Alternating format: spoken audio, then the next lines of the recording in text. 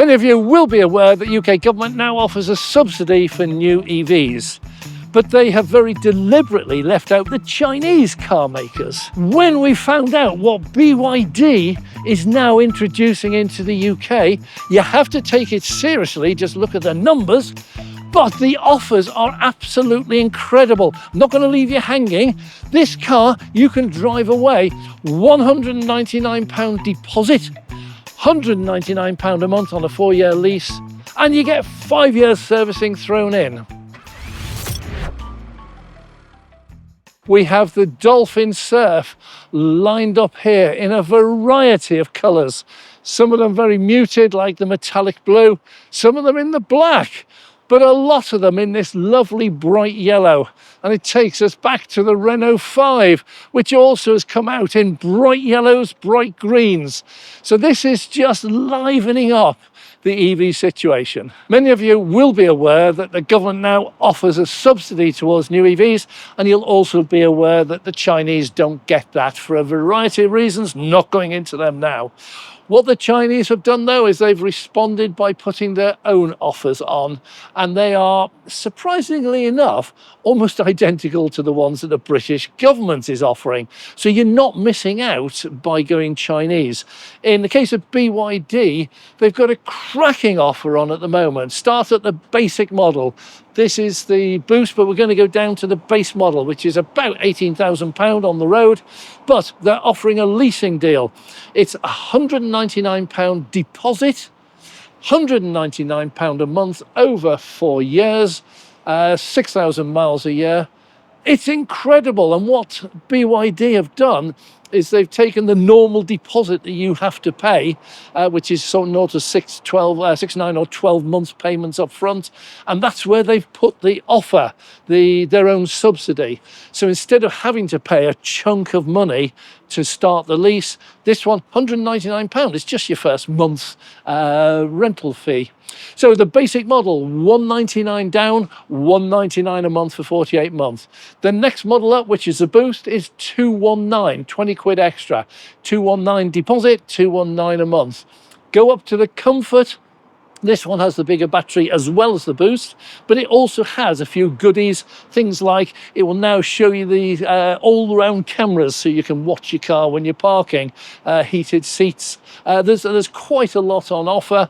That one is a massive £249 deposit, and £249 a month for 48 months. Now, we're going to confuse some of our viewers because on the windscreen of the cars that we were photographing and filming, the Comfort Dolphin Surf is shown as £319 a month.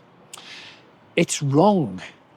Prices have come down. This is what I was saying about the subsidy towards it. So what BYD have done is they've dropped the prices. So the price is £249 deposit and £249 a month. So ignore these photographs, they've got to be updated. One other question people might ask is, can I get any extras and pay for them? No, there's nothing on offer whatsoever for the car. It's either on there within that price or it's not in there. The only thing that you will get on this, but this applies to all the models, is 5 years free servicing. It's not an option, you get it. So for the next 5 years, well, if you're on a 4-year lease, next 4 years, it covers the servicing as well. This is a cracking deal. £199 for the basic, £219 for the Boost, and £249 for the Comfort. What's not to like?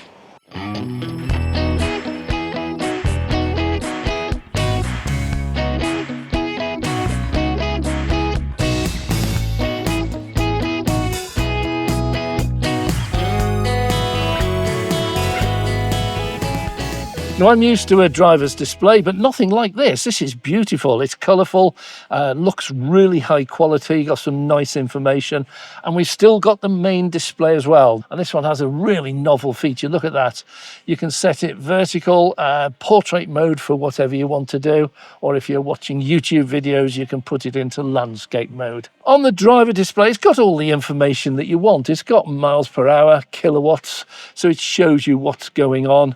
Bottom right, you've got the battery state of charge. Here we're showing 46%, and the bottom left we're showing range. And interesting, they've got a petrol pump showing. Well, it looks like a petrol pump. Anyway, this is the Boost model I'm sitting in at the moment, and this has the larger battery. So the basic model, and just a point of interest for Mercedes, the basic model in this is about £18,000. It has electric seats for the driver. Amazing for the value for money. But the smaller model has a 30 kilowatt hour battery, and that's good in all real world range tests for about 140 miles of range. This particular one is the Boost, which is the 43.2 kilowatt hour model. And this one takes you up into the regions of the Renault 5, way above the Dacia Spring, but also into the Citroën EC3 sort of range. And this one is nudging up towards 200-mile range on a full charge. And you can see here we got 46% state of charge and 94 miles left. So if we effectively double that, we're on 92%, and it's showing 188-mile range. So this all matches up, so you can see what's going on, and you can see your usage and your regen on there as well. It's a lovely arrangement.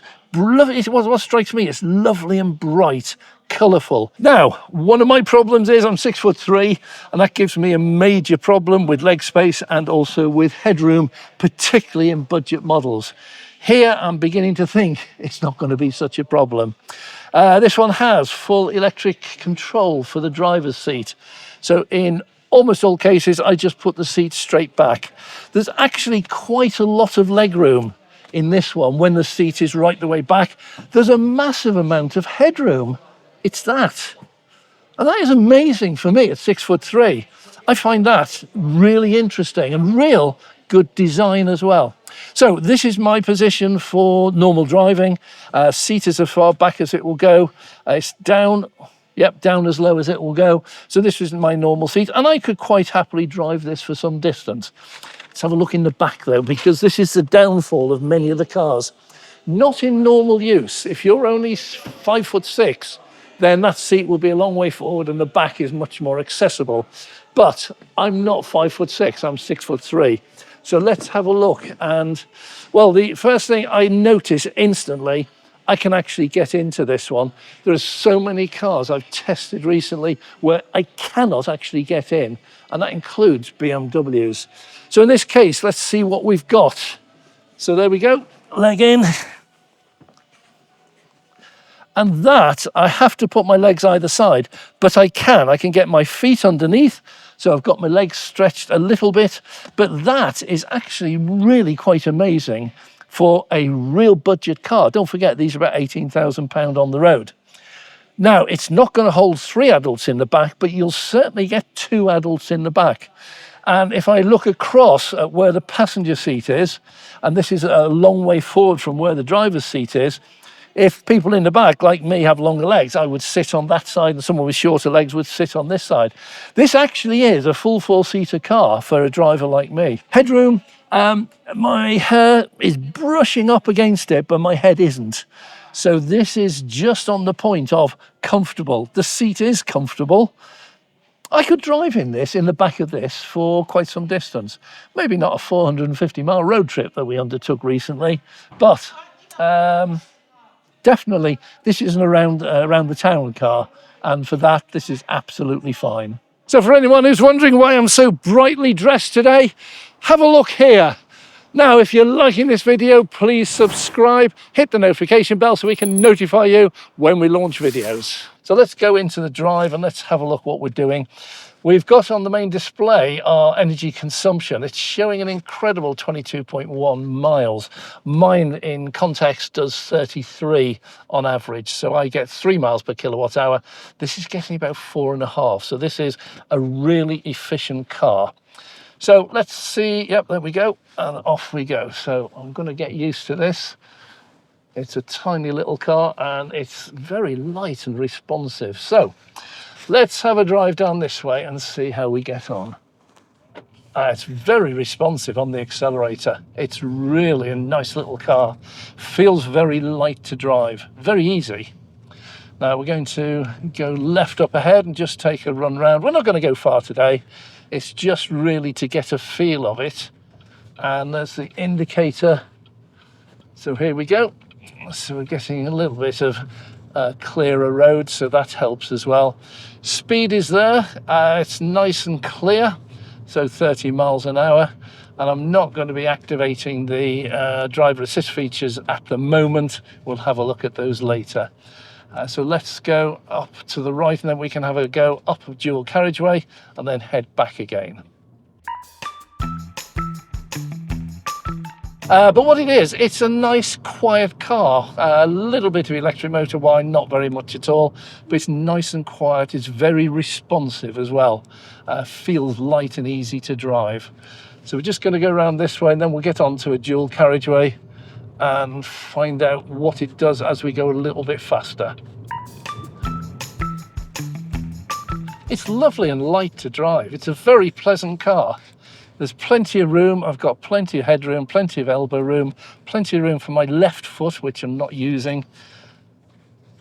It's just a nice spacious car, and at the price, at the budget end of the market, about £18,000, this is quite incredible.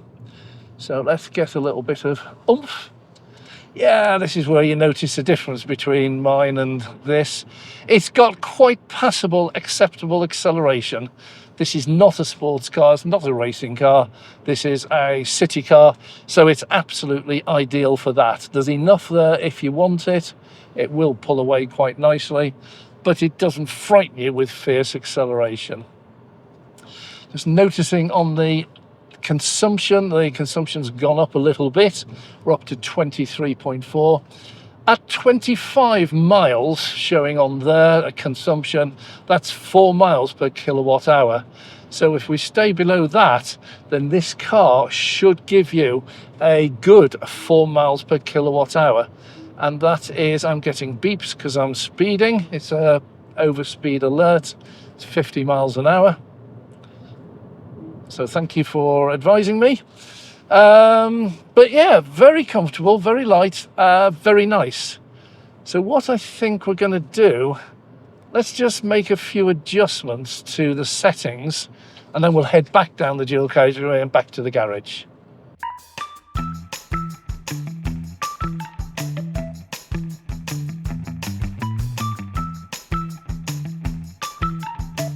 Okay, so we just put the parking brake on for now. It's in park, so that's fine.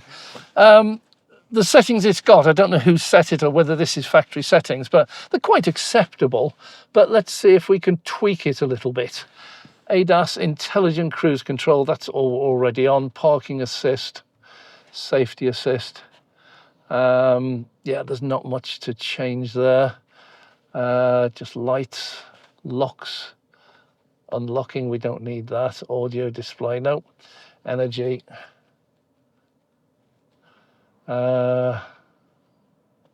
Nothing there. Vehicle. No, there don't seem to be any significant changes. I can't get it to stop on when I stop putting the parking brake on, and I can't seem to find an adjustment for the amount of regenerative braking we've got. I'm sure if I dive a little bit deeper, there'll be something in there. There's an awful lot going on here, and it's available from these buttons on the bottom, so you don't need to go into the menu. It's just straight there. So that's a really easy one to do. So I'm just going to set this a little bit cooler. Take that up just a little bit. It is quite warm today. And that's it. So let's crack on again. So we need to reverse out of here. So there we go. Now that's a lovely bright colourful display. Puts mine to shame. We've got a lot of information where we're going. As I turn the wheel, you can see it changes. So this is a great guide to help you when you're reversing.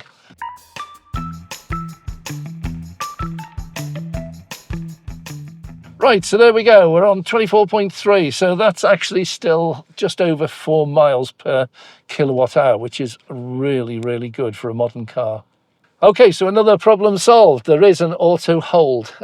Shows the brake discs or pads and the letter A, so it's automatic. So that's an easy one to solve. So you can set it to your own preference. Right, let's have a look at the modes. And you can also do that from here. There's a mode button on the steering wheel. So we are pressing that, and we have, don't know what that one is.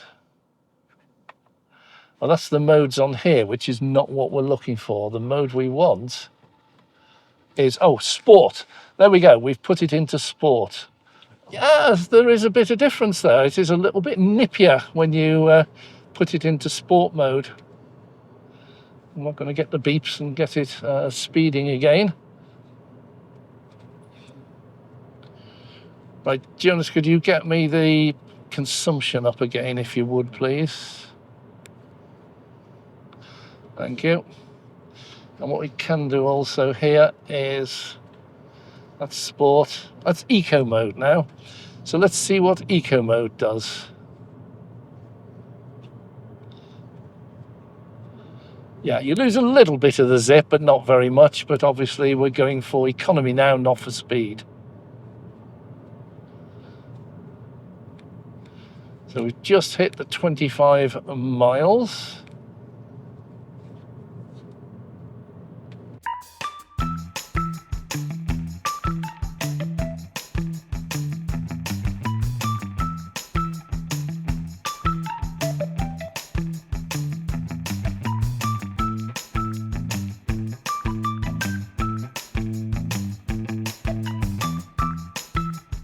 Right, so here we are, we're just back at the dealership, so that was a nice little run around. Overall impressions, first of all, absolutely brilliant. For a really small car and a really budget car, the headroom in it was amazing for me, the legroom was good, and we had a passenger in the back and a passenger in the front seat.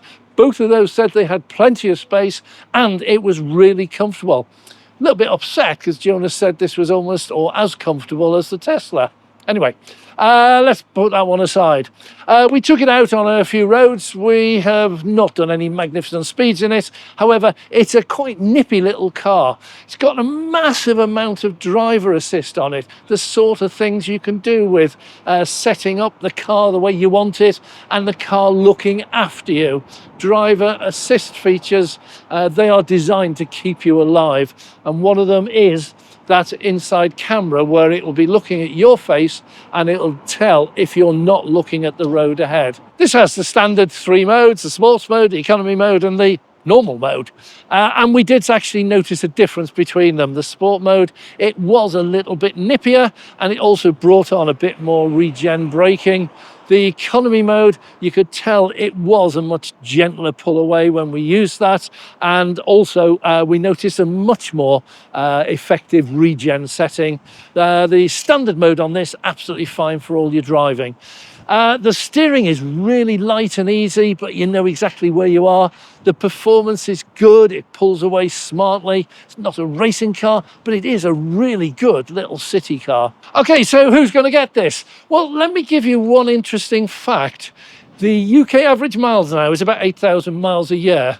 And at 30 or 40 miles to the gallon, people are paying over £100 a month in fuel costs. Now, this is £199 for the car. Brand new car with servicing thrown in. So all you've got to do is charge it up. Now, if you can charge at home and you can charge this up for 7 pence a kilowatt hour on something like OVO or Octopus Energy, then to fill this little battery, the 30 kilowatt hour battery, is going to cost you £2. £2. And if you top this up once a month, then you're going to be paying £2 a month plus £199 was the car. You're paying £120 a month just in the petrol. Then you've got to get your car. So I can see this becoming a go-to vehicle, particularly with the leasing deal they do. This is the 4-year lease. Is no deposit. And this is brand new in. The stickers on the windows are out of date. This is brand new in. You don't have to come up with any money. Effectively, just pay the first month's premium and then carry on for the next 48 months. So if you've got an old car that's reaching the end of its life and it's off to the scrapyard, don't need any money anymore. Just £199 down, off you go with a brand new car. Now, people often ask me, what's the one thing that stands out on the car that we're testing as against all the other cars? And the feature I'm going to mention now is actually an unusual one, and it is just the attitude of what I call legacy auto, which is the BMWs, the Mercedes and the Fords, as against the Chinese. And that strikes me immediately when I sit in one of these, £18,000, and it's got an electrically adjusted driver's seat. Now, I've sat in the Port Ford Puma, it hasn't, it's manual. I've sat in the Mercedes EQA, it hasn't got it. And the same with the BMW iX1, hasn't got electrically adjustable driver's seat.